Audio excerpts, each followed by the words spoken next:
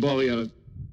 Det förfärliga som vi i det sista hoppats världen skulle förskonas ifrån har inträffat.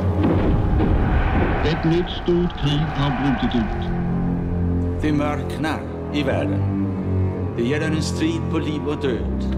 För eller emot tro på det evigt mänskliga hos människorna. Du sätter landets säkerhet på spel med dina skriverier. Han har en moralisk syn på omoralen. Han säger att du är sjuk. Ja, jag är sjuk. Vad fattas dig? Det är min man som fattas mig. Du är förblindad av ditt hat mot tyskarna. Jag hatar inte tyskarna, jag hatar nazisterna. Kom ihåg att om det blir krig så är det ditt fel. Lämna min tidning i fred. Så att du ska få leka med elden för ditt höga nöjes skull. Om Torgny fortsätter så här så ruinerar han tidningen. Du inser väl att du står överst på deras lista?